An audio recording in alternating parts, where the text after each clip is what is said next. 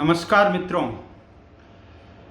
आज हम बात करेंगे मनुष्य की मानसिक उम्र और काम वासना।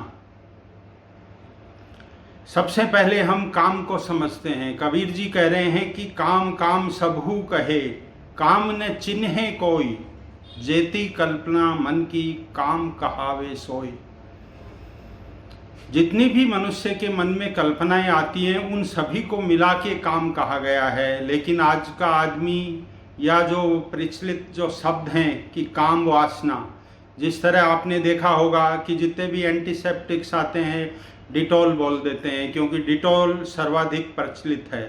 जितने भी धान्य होते हैं, जबकि धान चावल को कहा जाता है, सभी को धान्य बोल दिया जाएगा जो प्रमुख होता है। जितने भी वनस्पति घी हैं डालडा बोल दिया जाएगा, क्योंकि सब में प्रमुख है काम वासना, इसलिए सबको काम कहा गया है। यहाँ मैं सभी कामों की और मुख्य रूप से काम वासना की बात कर रहा हूँ कि काम को चिन्हित काम काम सबहु कहे, काम न चिन्हे कोई, जेती कल्पना मन की काम कहावे सोई। कि जितनी भी कल्पनाएं हैं, आज ये बात अध्यात्म और मनोविज्ञान दोनों ही मानते हैं कि 14 वर्ष के पश्चात मनुष्य की जो बौद्धिक जो आयु है वो बढ़ना बंद हो जाती है, या यूँ समझिए कि अवरुद्ध हो जाती है या अति धीमे हो जाती है।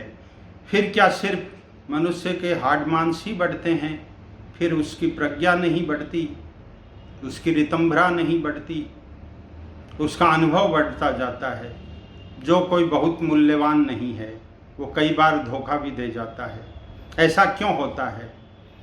एल्फ्रेड बिनेट जो फ्रेंच नेशनलिटी के साइंटिस्ट थे, and he is known for Stanford Bennett intelligence scale, जिसको बाद में आईक्यू कहा गया है, ये मेजर करने के लिए। इसमें उनका फार्मूला था कि मानसिक उम्र बटे शारीरिक उम्र, mental age upon chronical age. Chronological age से जब डिवाइड करके 100 से मल्टीप्लाई करते हैं, इस तरह का कुछ फार्मूला है। लेकिन ये यहाँ इसका कोई अपने लिए महत्व नहीं। हमारा सवाल है कि इस मानसिक उम्र को बढ़ने से जो रोक दिया गया है या जो धीमी हो गई है, इसके पीछे कारण क्या है और इसका निवारण क्या है? ये एक अत्यधिक संवेदनशील विषय है मित्रों, इसलिए इसे अंत तक बड़ा ध्यान से देखें व सुने और इसके ऊपर मनन करें। मैं इसकी कई आधार पे व्याख्या करना चाहता हूँ, जैसे आयुर्वेद, तंत्र, मनोविज्ञान में भी पश्चिम का मनोविज्ञान और अपना मनोविज्ञान, जगत का व्यवहार अपना या पश्चिम का, और आध्यात्म के धरातल पे भी। मनुष्य का आयुर्वेद के हिसाब पे सर्वप्रथम व्याख्या करता हूँ कि मनुष्य सप्त धातुओं से बना है। इसमें जो भी हम खाते हैं उससे रस, रक्त, मांस, मेद, फिर अस्थि मीन्स हड्डियाँ, फिर अस्थि मज्जा बोन मेरो, और उसके बाद में स्त्रियों में रज बनता है, पुरुषों में वीर्य बनता है। ये 7 धातु हो गए। ये जो 7वां धातु है ये करीबन 13-14 वर्ष की उम्र में बनता है, और इस धातु के बाद में जो 8वां है उसे ओज कहा जाता है, जिसका सिद्धांतिक पक्ष ओज है और जिसका व्यवहारिक जो पक्ष है वो प्रज्ञा है।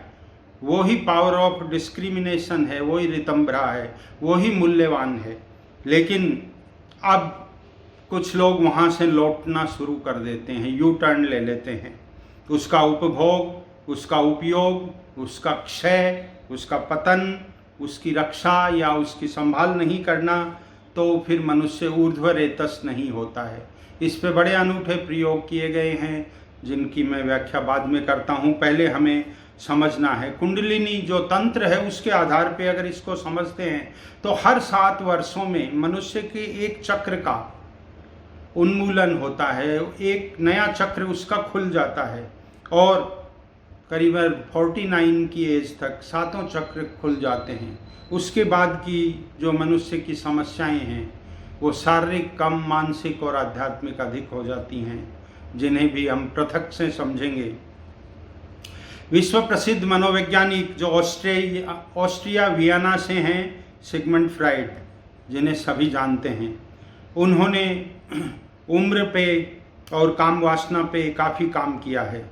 उन्होंने सभी तरह की काम शक्तियों को, जिनमें सुख की इच्छा है, प्रेम की इच्छा है, स्नेह की इच्छा है, इन सभी को उन्होंने लिबिडो कहा है। LIBIDO, लिबिडो, इसे हम समझते हैं।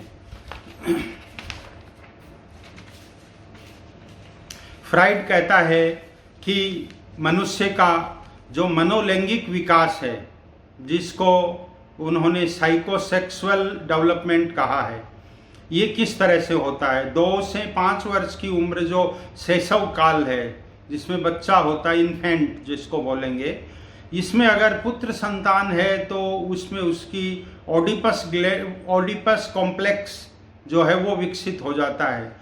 जो पुत्र संतान माता से अधिक प्रेम करने लग जाता है, वह अपनी माँ के आसपास ही सभी काम वासनाओं की तृप्ति करता है।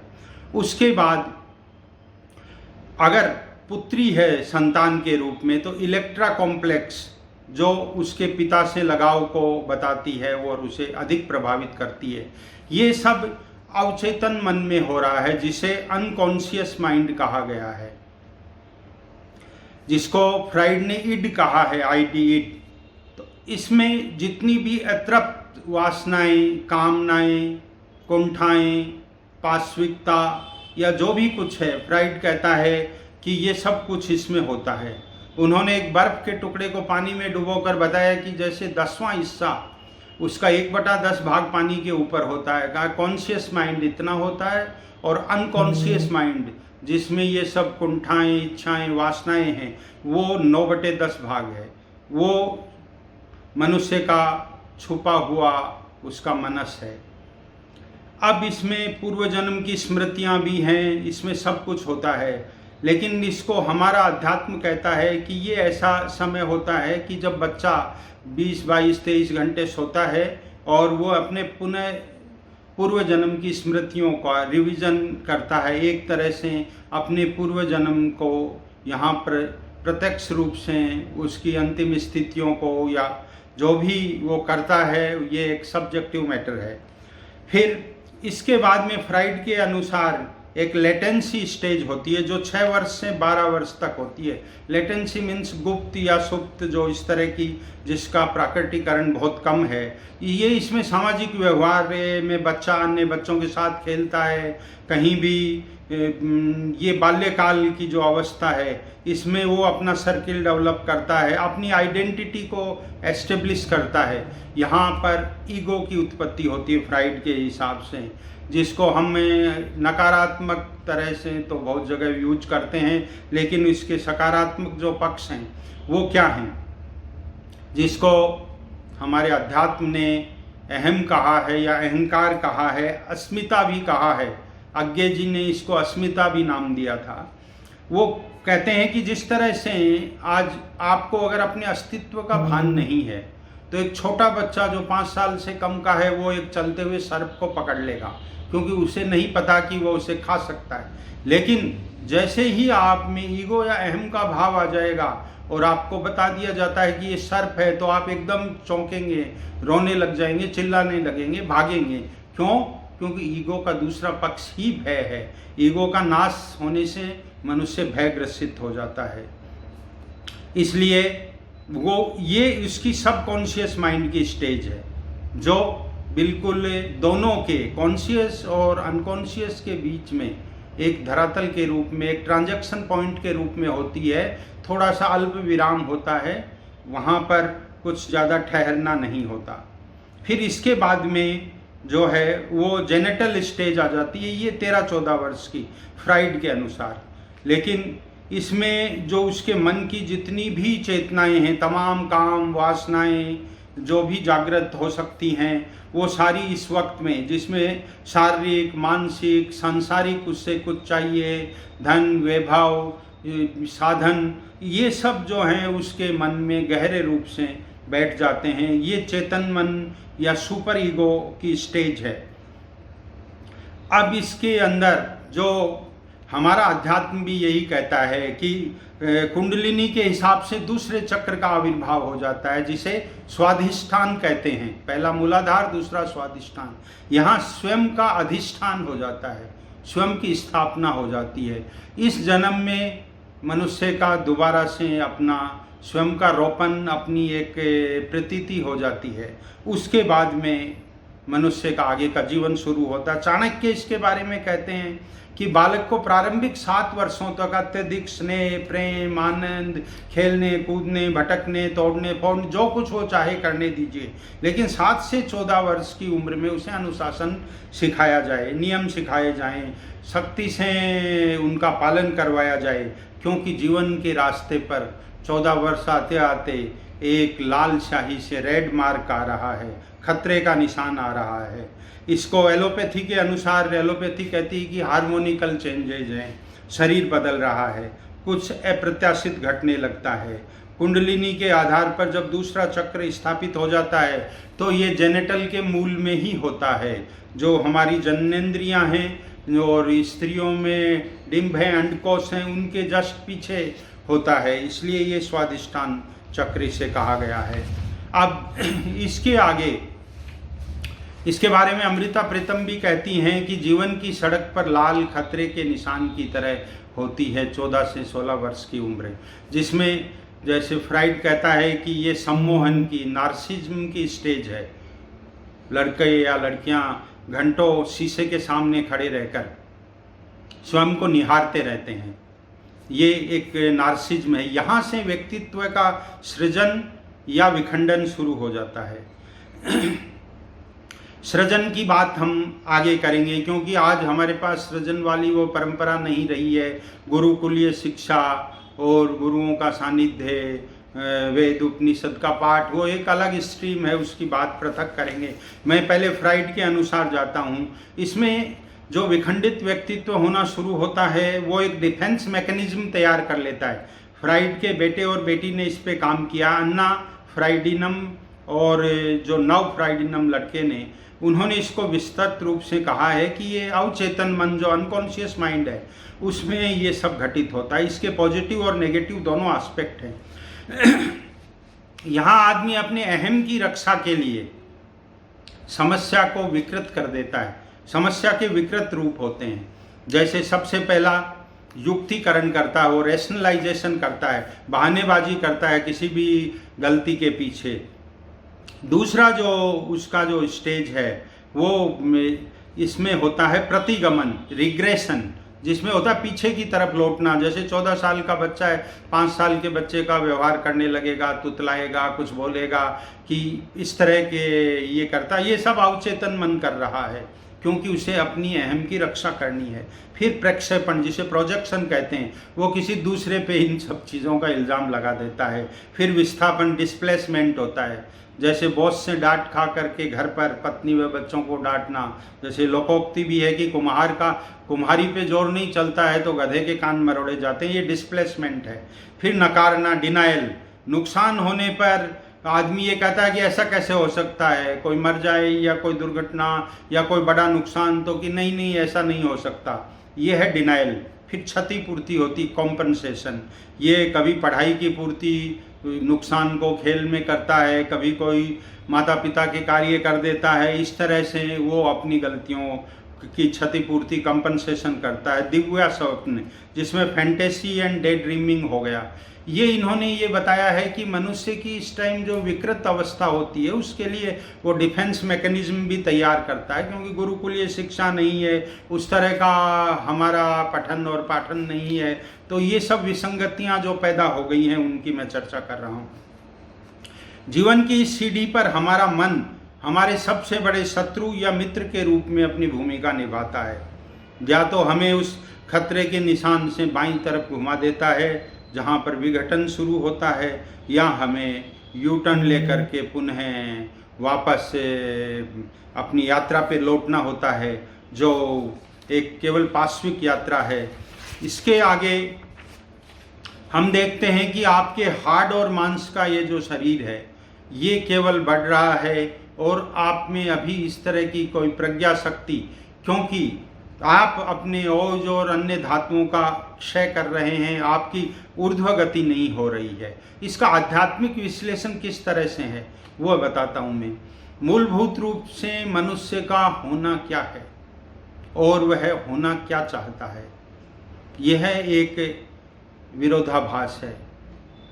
ये एक एक्सेप्शनल, वो ये देखता है कि उसके पतन का कारण और उसके विनाश का कारण उसे उस वक्त समझ में नहीं आता है। इच्छाएं, कुंठाएं, वासनाएं उस पर इस तरह हावी हो जाती हैं कि मनुष्य का वास्तविक स्वरूप क्या है, मनुष्य का होना क्या है एग्जिस्टेंशियली, और वो होना क्या चाहता है। इन दोनों के बीच में बड़ा विरोधाभास होता है। अभी तुलसी महाराज के हिसाब से इसको समझते हैं कि ईश्वर अंश, जीव अविनाशी, चेतन अमल सहज सुख राशि। सभी मनुष्य या प्रत्येक जीव है वो आनंद स्वरूप है, ईश्वर अंश, और जीव अविनाशी, नाशवान नहीं है, उसका किसी भी तरह क्षय नहीं होता है। नैनम छिंदंती शस्त्राणी, गीता कहते, सभी धर्म ग्रंथ यही कहते हैं कि ईश्वर का अंश है, चेतन है, जागृत है, अमल है, मतलब गंदा नहीं है, मल रहित है, सहज सुख राशि, ब्लिसफुल है। और उपनिषदों ने, वेदांतों ने इसको सच्चित आनंद कह दिया। बात वो की वही है। लेकिन होता क्या है कि आप मूल रूप से इंट्रिंसिक जो प्रॉपर्टी, आपका द्रव्य गुण क्या है, आप सुख राशि हैं, सहज हैं। लेकिन आप यहाँ जो आपके अंदर आपका जो अचेतन मन जो आपको घेरे हुए है, वो आपसे कुछ और कराना चाह रहा है, वो आपको कहीं और से सुख की प्रतीति कराता है। तो इसी को कहते हैं कि अंश जो है वो अंशी की तरफ दौड़ता है। मतलब जीव है वो परमात्मा की तरफ या परमात्मा की खोज क्यों करता है।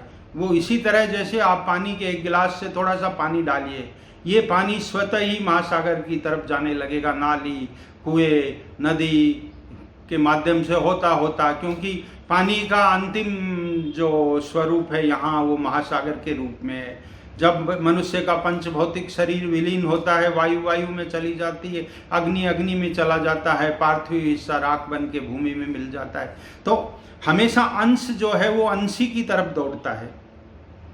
तो इस तरह वेदांती जो कहते हैं कि सच्चित आनंद स्वरूप है, या तुलसी कह रहे हैं कि सहज अमल सुख राशि है, ये सुख रूप में है, ब्लिसफुल है। लेकिन फिर बाहर से क्या चाहता है, जैसे फ्राइड कहता है लिबिडो, इसमें क्या है, ये उसकी जो मिस इंटरप्रिटेड है, इसको गलत समझा गया है। फ्राइड ने इस जो तृष्णा है उसी को मनुष्य का स्वभाव समझ लिया, जबकि तृष्णा मनुष्य नहीं है, तृष्णा तो उसकी विकृति है, वह तो सच्चित आनंद है, सहज सुख राशि है। तृष्णा उसके मन का एक विकार है। धम्मपद में इसको बुद्धा किस तरह बहुत अच्छी तरह से समझाते हैं। धम्मपद के जरावग्य अध्याय में बुद्ध भगवान क्या कहते हैं, बुद्धत्व प्राप्त करने के तुरंत बाद बोधि वृक्ष के नीचे उनकी जो प्रथम वाणी है वो है कि बिना रुके अनेक जन्मों तक संसार में मैं दौड़ता रहा, इस काया रूपी ग्रह को बनाने वाली तृष्णा को खोजते बार बार दुख में जन्म में पड़ता रहा। अब मैंने उसे देख लिया है, उसकी सारी कड़ियां भग्न हो गई हैं, ग्रह का शिखर गिर गया है, चित्त संस्कार रहित हो गया है, अरहत्व की प्राप्ति हो गई है। बुद्ध जैसे महामानव की चेतना भी जब यहाँ अटक जाती है तो साधारण मनुष्य का धोखा खाना तो स्वाभाविक है। फ्राइड का समझना गलत है।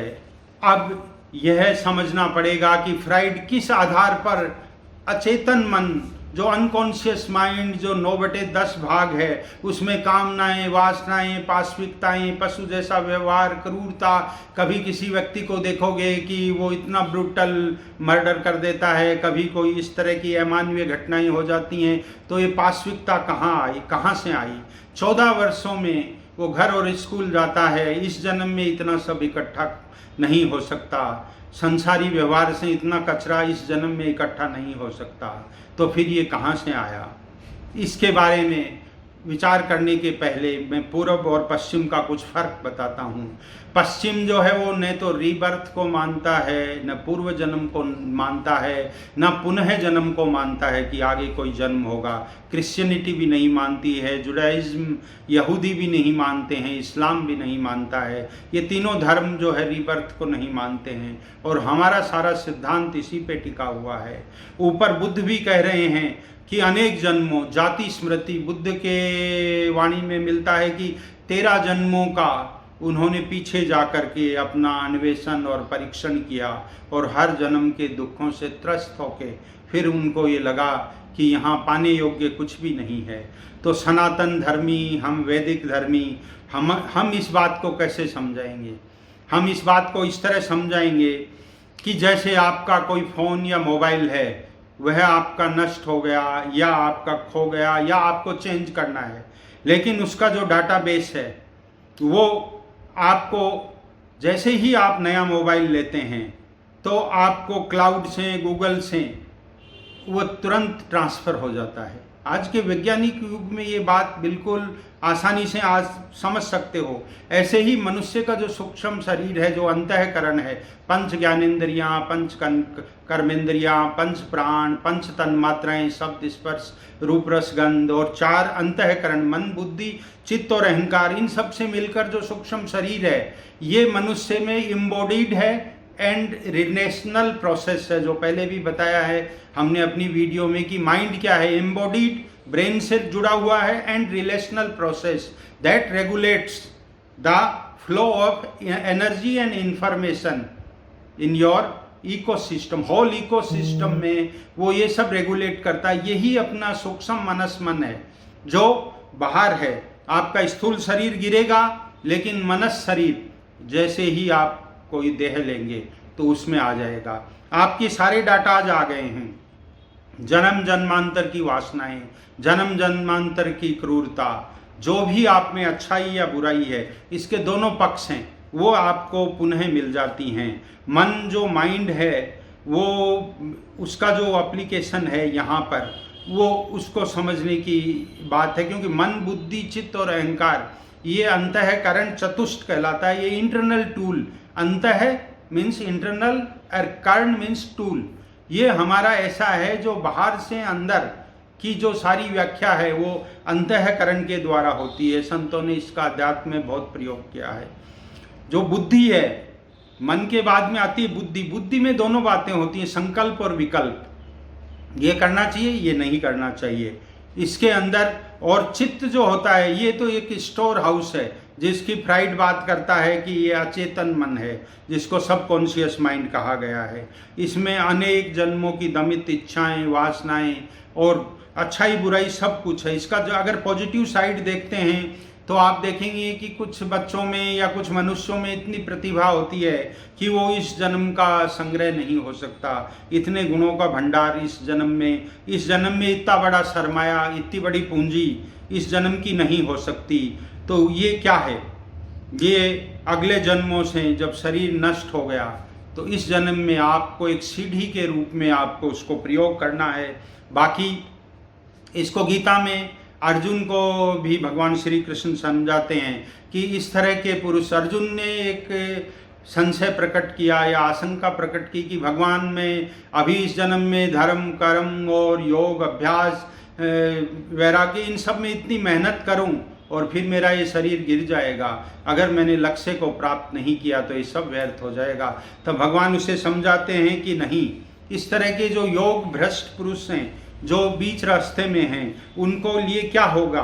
प्राप्य, ये 6ठे अध्याय का 41वां श्लोक है गीता का। प्राप्य पुण्य कृताम लोकान उशिष्ट्वा शाश्वती समा शुचिनाम श्रीमताम गेह योग भ्रष्टो अभिजायते। कि ऐसे लोग जो योग के मार्ग में अवरुद्ध हो गए, उसके पुण्य का फल तो उन्हें मिल जाएगा। छिन्ने पुण्य, जैसे ही पुण्य का क्षय होगा, विशंते मृत्यु लोका, फिर मृत्यु लोक में आ जाएंगे। लेकिन वो सूची नाम और श्रीमताम, जो अच्छे ऐसे लोग, जहाँ शुचिता हो, जहाँ व्यवहारिकता हो, जहाँ का खान पान शुचि हो, साफ हो, स्वच्छ हो, भगवत पूजा होती हो, ऐसे घर में जन्म लेंगे। और श्रीमताम, जहाँ श्री की, लक्ष्मी जी की कमी नहीं होगी, ताकि आपको अपनी जीवनचर्या चलाने के लिए अन्य किसी मजदूरी या व्यवसाय में अधिक समय नहीं देना पड़ेगा और आप उसी पूजा और साधना को यहाँ से फिर शुरू कर सकते हो। ये सारा उन्होंने अर्जुन को समझाया और ऐसे उदाहरण हमारे ग्रंथों में सर्वत्र मिलते हैं। हमारा कर्म का जो सिद्धांत है कि ये भी, इसका भी एक बहुत बड़ा दर्शन है। वो भी यही बता रहा है कि आपके अचेतन मन में इतना सब कुछ कहाँ से आ गया। कई बार जीवन में आपको ऐसे कार्यों के प्रतिफल मिल जाते हैं जिन कार्यों में आपका कोई बहुत बड़ा योगदान नहीं है। आपको नाम, यश, धन सब कुछ मिल जाता है जिसके लिए आपका उतना उपयुक्त परिश्रम नहीं होता है, और इसके ठीक उल्टा भी होता है। कई बार आपको ऐसी सजा या ऐसा कोई नुकसान भी वहन करना पड़ता है जिसका आज की इस मौजूदा परिस्थिति से आपका संपर्क या समन्वय नहीं स्थापित होता है। ये सब कैसे है? ये जन्म जन्मांतर से कोई कार्य जो शेष होता है, ये कर्म सिद्धांत है। ये एक अलग पूरी बड़ी फिलोसॉफी है जिसे आपको पृथक से समझना होगा। इसमें एक चीज़ और आती है, ऋणानुबंधन। जो आपके क्रेडिट्स एंड डेबिट्स हैं जिसके भी साथ हैं, अगर वो आपके क्लियर नहीं होंगे तो इस संसार में आपको पुनः पुनः लौटना पड़ेगा। इसलिए लौटना पड़ेगा कि मनस में उसके जो बताया गया कि न्यूरॉन्स के जो ट्रैक्स बन जाते हैं, इस तरह उसमें बार बार आपकी चेतना की पुनरावृत्ति होती है। आप ध्यान और भजन में गहराई नहीं ले सकते, आपके मन के ऊपर कुछ दाग और इम्प्रेशंस रह जाते हैं। इसलिए ऋणानुबंधन से भी आपको मुक्त होना है। लेकिन अर्जुन कहता है कि भगवान, ये तो बड़ा ही मुश्किल है कि मन कितना चंचल है। चंचलम ही मन है, कृष्ण है प्रमाथि बलवत दृढ़म तस्मात् निग्रह मन्य वायुरेव सुदुष्क्रम।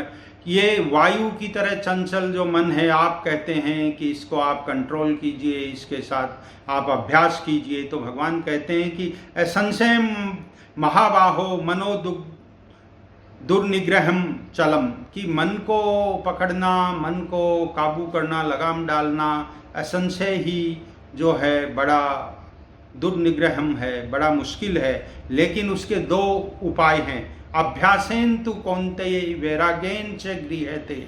अभ्यास और वैराग्य, ये दो बड़ी चाबियां हैं, इनसे सभी ताले खुल जाते हैं। There is no any other way, practice and dispassion. हर चीज के लिए वैराग्य। आपका अगर राग और मोह है तो आपकी ऊर्जा वहाँ अटक जाएगी। आपको प्रैक्टिस, अभ्यास और डिस्पैशन, अभ्यास और वैराग्य, इसे अभ्यास वैराग्य योग का ही नाम दिया गया है। Bondage is of mind and mind is freedom also. Mind, आपका जो माइंड है वो mind is the last luxury. Mind जो है आपकी अंतिम स्वतंत्रता वही है, वही आपका मोह है और वही आपकी मोह से मुक्ति है। मगर इस सब को हम जीवन की मुख्य धारा में कैसे लाएं? जब आप अपने मन की सूक्ष्मता को समझोगे, जानोगे, तो जीवन के छोटे मोटे संघर्ष जो हैं वह स्वतः ही महत्वहीन होकर गिर जाएंगे। साधक को कुछ अभ्यास सीखने चाहिए। लर्न एंड प्रैक्टिस जो है, ये वो सर्टेन टेक्निक्स, ये उसके जीवन में बहुत ज़रूरी है। अब इसके बाद में हमारी जो वैदिक संस्कृति, सनातन धर्म है, इसमें बड़े अनूठे प्रयोग हुए हैं और उन्होंने किए हैं। जीवन के 4 आश्रम बनाए हैं। 1 से 25 वर्ष तक गृहस्थ आश्रम, में शुरू में ब्रह्मचर्य आश्रम, 25 से 50 गृहस्थ आश्रम, फिर वानप्रस्थ आश्रम और संन्यास आश्रम।